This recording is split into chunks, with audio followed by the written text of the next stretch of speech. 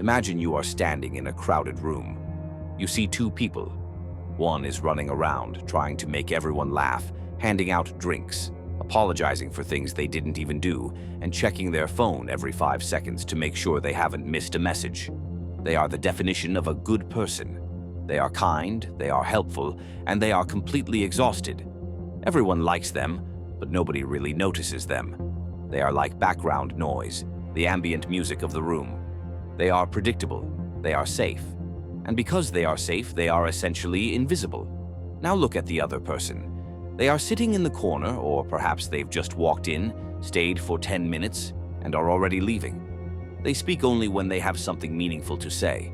They don't answer their phone the moment it vibrates in their pocket. In fact, they might not even have it on the table. People in the room call this person difficult. They call them cold. In modern terms, they might even label them as toxic or arrogant. But notice the one thing that cannot be denied. Everyone in that room is talking about them. Everyone is wondering what they're thinking, where they're going next, and why they don't seem to need the group's approval.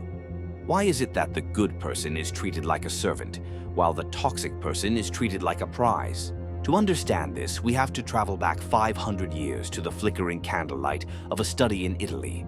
There sat a man named Niccolò Machiavelli. He was a man who had seen the rise and fall of kings, the betrayal of friends, and the brutal reality of how human beings actually behave when the masks come off. Machiavelli didn't care about how the world should work. He didn't care about the Sunday school version of morality where the nicest person wins the gold medal. He only cared about the truth of power. He realized that if you are too kind, too open, and too available, you aren't seen as a saint. You are seen as a tool to be used until you break. Machiavelli's most famous work, The Prince, is often treated like a handbook for villains, but it is actually a handbook for the misunderstood. He dropped a truth that still makes people uncomfortable today. It is much safer to be feared than to be loved. When we hear that word, fear, in the 21st century, we think of a bully or a dictator. But to Machiavelli, fear was simply another word for consequences. It means that the people in your life, your boss, your friends, your peers, know that there is a price to pay if they take you for granted. It means they know you have a kill switch for your attention. The problem with being the nice person is that you have no consequences. If someone ignores your text for 3 days and you reply within 3 seconds when they finally reach out, you have taught them that your time is free. If a coworker dumps their work on your desk and you do it because you want to be helpful, you have taught them that your labor has no cost. You have no scarcity. You are like the air we breathe. Air is vital for life, yes, but because it is everywhere and it is free, nobody stops to thank it. Nobody treats air with respect. We only value air when we are suffocating, when it is suddenly, violently scarce. This is the psychological foundation of what people today call toxic behavior. The scarcity method is the deliberate art of withdrawing your presence so that your value can finally be felt. It is built on a dark but undeniable truth. Human beings are biologically wired to want what they cannot easily have. We are hunters and gatherers by nature. We don't crave the fruit that has fallen on the ground and started to rot. We crave the fruit on the highest branch that we have to climb for. When you make yourself easy, you are essentially telling the world that you have no value. Machiavelli understood that human nature is naturally ungrateful and fickle. He wrote that people are quick to change and shunners of danger. He observed that people will offer you their blood, their property, and their loyalty when the sun is shining and they don't actually need anything from you. But the moment the clouds roll in, they will turn their backs on you in an instant. Why? Because if you have already given them everything, all your loyalty, all your time, all your yeses, then they have nothing left to lose by betraying you. You have already emptied your pockets. You have no leverage. This is why the void is so powerful. When you stop being the person who fills every silence, who answers every call, and who solves every problem, you create a vacuum. In that vacuum, people's imaginations start to work against them. They start to wonder, where are they? Who are they with? Are they mad at me? Did I lose my access to them? That wonder is the beginning of obsession. It is the beginning of respect. You are forcing them to recognize that your presence is a gift, not a permanent right. Think about the dynamics of a modern workplace. There is almost always a person who is too available. They are the ones who stay late, the ones who respond to emails at 11 p.m., and the ones who never say no to a project. They think they are building a reputation for excellence. But in the Machiavellian sense, they are building a reputation for being a servant. Their boss doesn't look at them and think, I must promote this person. They look at them and think, I can give this person all the grunt work because they'll never complain. Then there is the person who is a bit mysterious. They have firm boundaries. They might leave exactly at 5 p.m. They might not attend every happy hour. They are polite, but they are not easy. People call them toxic or not a team player behind their back. But notice how they are treated to their face. They are consulted on big decisions. Their time is scheduled in advance. Why? Because their time is scarce. Because they have shown that they are willing to walk away. Machiavelli famously taught that a leader must be part lion and part fox. The lion is strong enough to scare away the wolves, but the fox is clever enough to recognize the traps. The nice person is often a lion without the fox. They have the strength to do the work, but they are too blind to see the traps that people set for them. The toxic person in this context is the fox. They know that the greatest power you have is the power of your absence. If you are always in the room, you are just part of the furniture.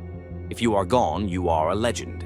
You are a topic of conversation. People label these boundaries as toxic because it feels like a game, and society has taught us that games are bad. But Machiavelli would argue that the world is playing a game with you whether you choose to play or not. Every social interaction is a negotiation of value.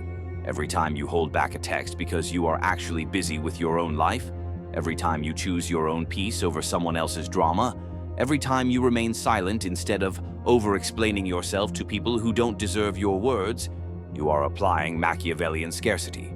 You aren't being a bad person, you are simply refusing to be a common person.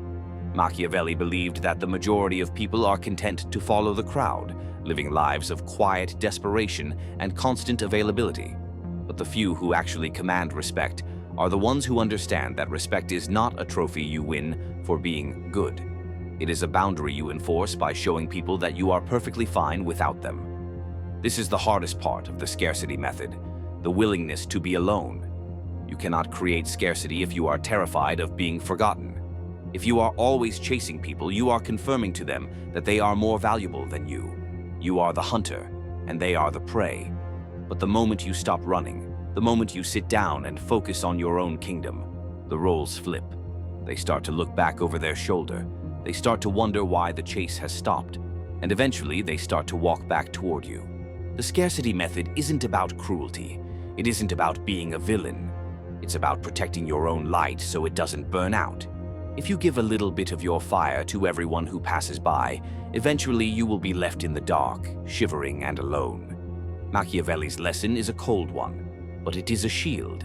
It says that your time, your energy, and your attention are the most expensive currencies you own.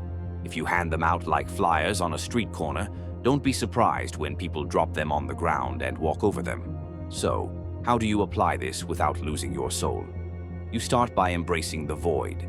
You start by realizing that you don't owe the world your constant presence. You stop explaining yourself. A prince doesn't explain his moves, he simply makes them. When you are asked to do something that doesn't serve you, say no without an excuse. When you are ignored, don't double text. Double your distance. People will react. They will say you've changed. They will call you cold or toxic. Let them. This is the sound of the power dynamic shifting. This is the sound of people realizing that the free air has suddenly become a diamond. Machiavelli observed that the people who are the most loved are often the most easily betrayed, because love is a bond of obligation that people break whenever it suits them. But respect is a bond of recognition.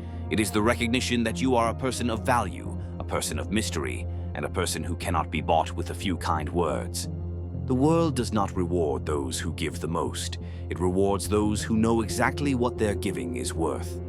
If you want to be obsessed over, if you want to be the person people are afraid to lose, you have to stop being the person who is always there.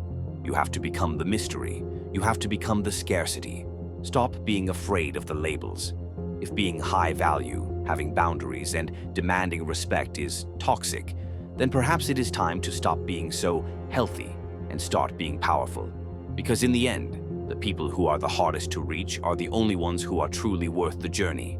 Create the scarcity, let the world feel the void, and watch as they finally, for the first time, start to see you